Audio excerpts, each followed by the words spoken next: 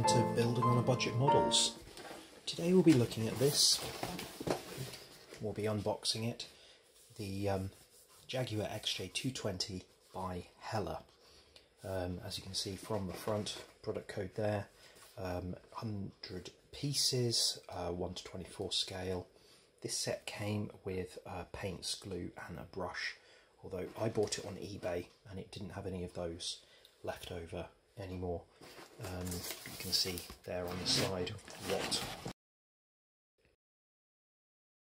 you can see here on the side what would have come with it initially. On the back, same old thing, other sets that they had available at the time.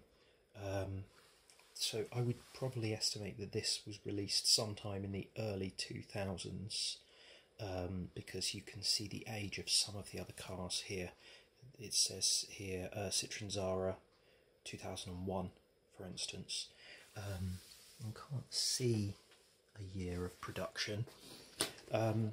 However, if you go to ScaleMates, which is a very good website with information and references, instructions and things like that to do with different sets, it says that this was originally an Italeri kit in 1992, which was when the Jaguar XJ220 was a new car, and it had been reboxed by Revell and also Testors before Heller reboxed it in 2000 and something.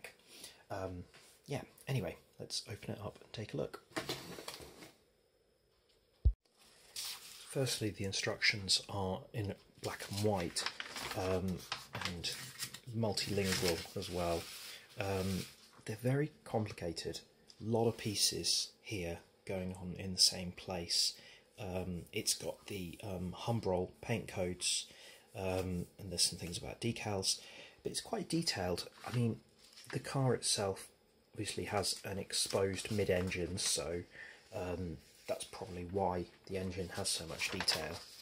Turn over to the next page. You can see here, flat floor, suspension. I don't think the wheels turn, but I could be wrong actually. I'll have to see. It does say glue there around the wheels. Interior, this can only be right-hand drive. It's a British car, so understandable. Though I know Jaguar did release it in left-hand drive.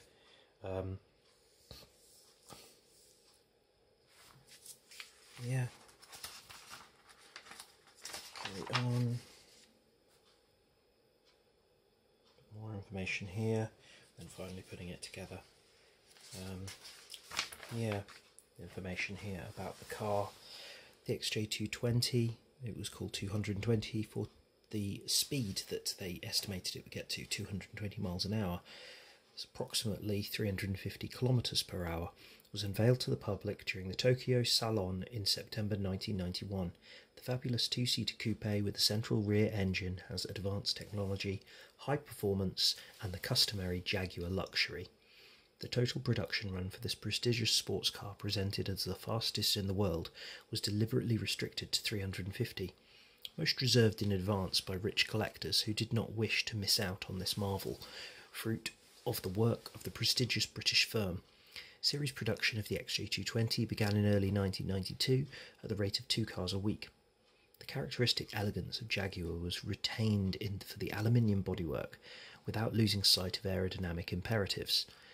Composed primarily of honeycomb panels of bonded aluminium, welded then riveted to aluminium plates and machined partitions, the relatively light chassis is completed by a protective steel cage, vital for the rigidity of the assembly. The XJ220, a car which runs close to the road, has a drivetrain clearly taken directly from the XJR, which won the Le Mans 24 Hours and generates 549 horsepower and 7,200 RPM. As you can see here in the video, this is the prototype XJ220, and when it was initially released as a prototype, there were a lot of features which didn't make it to the eventual version. Jaguar wanted to make it have a V12 similar to the XJR Le Mans cars. they wanted to give it all-wheel drive and also give it sort of these scissor doors. None of those three features made it into the final car because they worked out that the engine would be too heavy, the all-wheel drive would also be too heavy, and I guess the scissor doors just, you know, it was just to add more weight. So eventually it came with a quite a modern sounding V6 turbo, which I think was based on the engine which was in the Metro Group B rally car. Now some of these sprues have come apart. This is a second-hand set, so I'll go through them as best I can. The clear sprue here, as you can see, has got the rear engine cover is hinged, side windows, tail lights, rear window. I think these are the indicators. This car doesn't have lights that pop up, unlike the Tamiya one. There you can see the front window and the sort of sunroof section. Here there is a chrome sprue. I've already attached one of the tyres onto that just to sort of have a look. And there's also wheel caps, wing mirror lenses, and I think those are exhaust tips. I've looked at the real car. I don't think the wheels are quite as shiny as this, so I might do those in a different colour. Not sure. Here are the other tyres. Two different sizes. They are unbranded. So next we have one of the black sprues. This has engine parts, like the side of the block here, disc brakes, that's the cage that goes around the engine, the door cards, parts of the exhaust, things like that.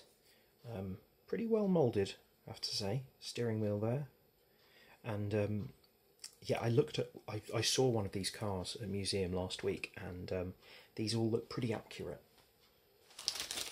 So the other black sprue has come apart a bit, so I'll show you it in pieces. So there you can see the floor of the car, those Venturi tunnels. These do have moulded rivets. The interior, and I think that's the side of the engine bay. These seat parts come in two sections, and you can see those. That's part of the dash,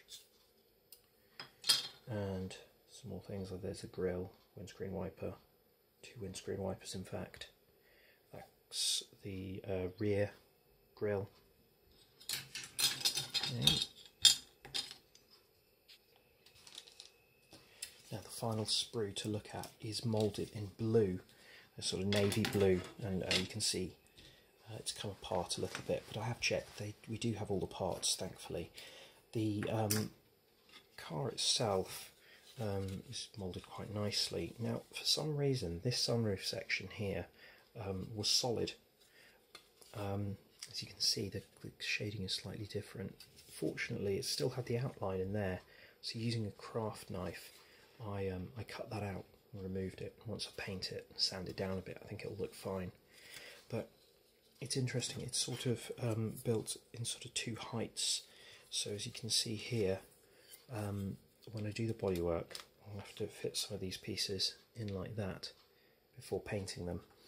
And similarly with this this rear section here, will go onto the back, and I'll presumably have to do a little bit of filling there to make sure that that goes together snugly. Yeah, anyway, nice looking car. Last thing to look at is of course the decals. Very small decal sheet here. Both number plates just say XJ220. Bit weird, they're both yellow because in Britain the front number plate would be white. These go on the just in front of the rear wheel, dash, things like that. One of the things I don't like, a bit difficult to see here, these small circles are supposed to go on the wheel hubs and on the front. They're clearly not Jaguar badges. They're just little circular shapes, but they're so small. I'm hoping you won't really notice. Jaguar lettering here is quite nice, but it is moulded, so I'm tempted to just paint the one. I'll try and find it here. I don't know how well you can see this. Yeah, you can see it there. It's moulded, so I'll probably just keep that one, to be honest. Now, one thing I have bought for this to go with it is the Xero Designs window mask. A lot of windows on this. Now, this is intended for the Tamiya one, as you can see there, but it's the same scale. I've compared some of these to the glass sections, and I think it will work fine. So yeah, might be worth picking up one of these if you have this kind of set. Anyway, I'm looking forward to building this, and thanks for watching. Like, share and subscribe, and I'll see you soon.